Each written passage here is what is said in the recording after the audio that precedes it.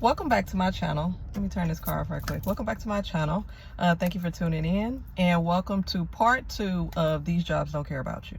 Okay, now this story time is strictly about the interview process. 2 different interviews that I went on previously, and the whole idea is the fact that these jobs drain you even before you even work for the company.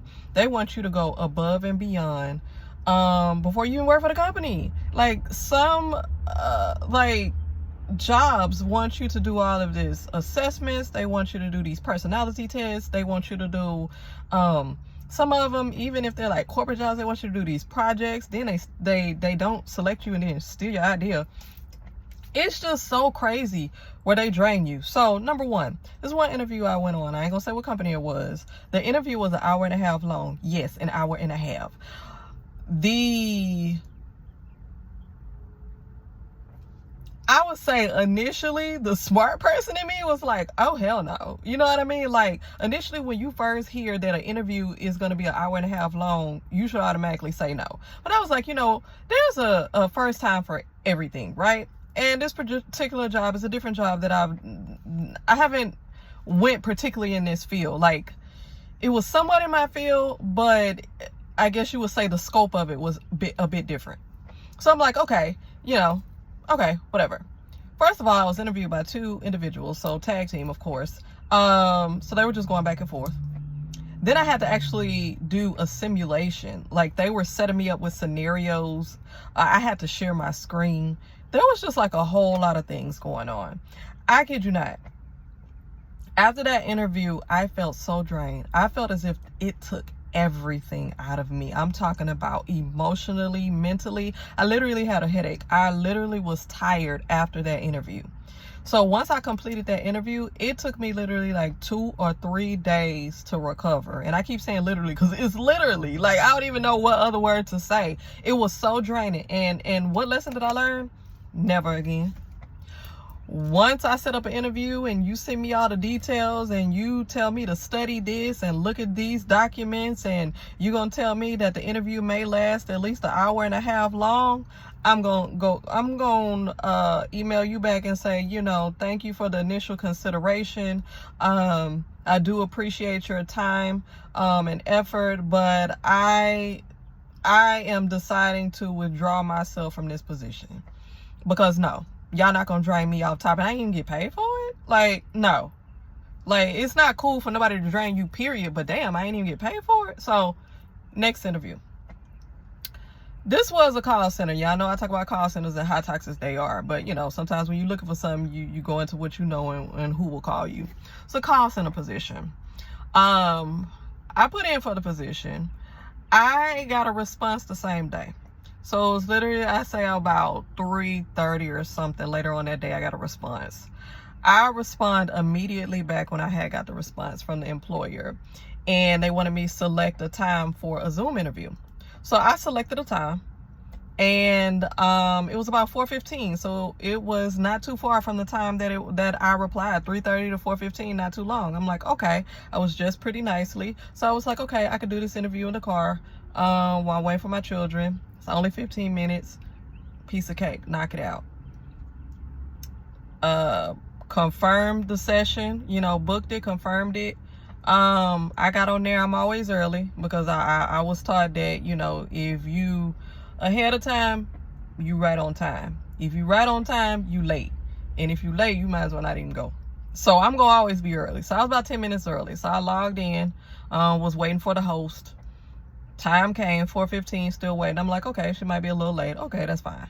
5 minutes went by, 10 minutes went by, 15 minutes went by. I'm like, my kids get out at 4:35. Like, and I was going to end it at 4:30, but, I just kind of wanted to wait around and see what was going to happen. So I extended it all the way to 4:35. I see one of my children coming out.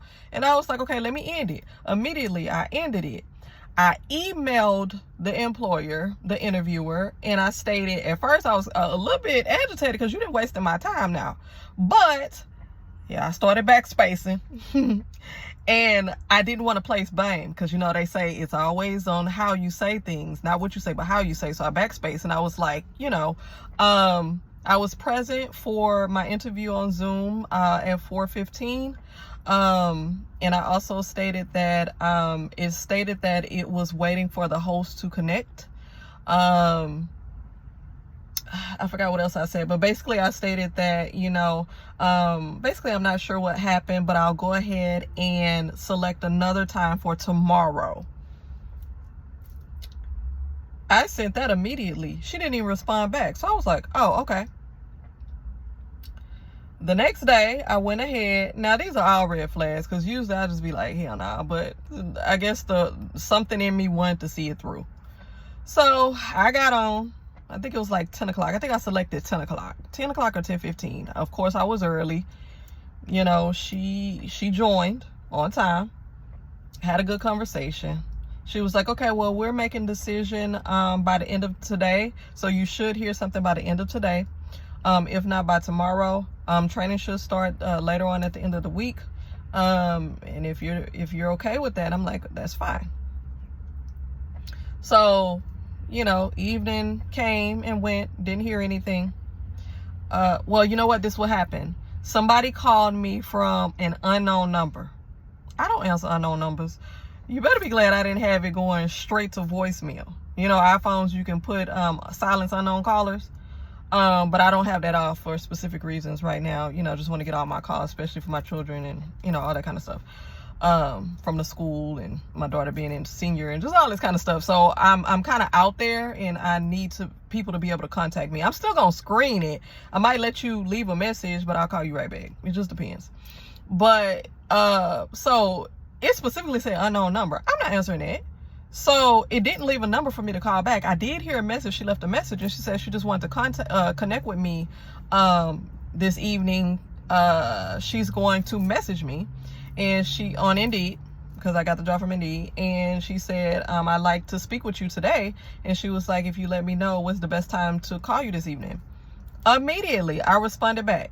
Got no response. I'm like, I am available anytime after 4:15. And every day between 9 a.m. and 8 p.m. I mean, you can give me a call.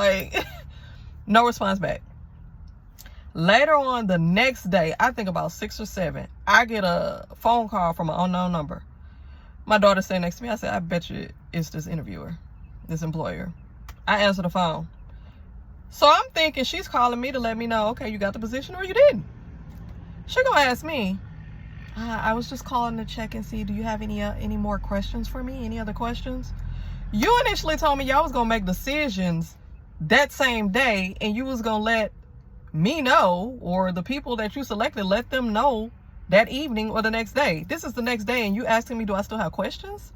So it kind of caught me off guard. Now at this age, I just don't have time for the BS. So I'm just kind of like, no, I don't have any other questions. I always ask all of my questions during the interview. So if you're calling me to ask if I have any more questions, no, I don't. I'm tired of playing these games. Look at my resume. Look at my experience. Do you want me or not?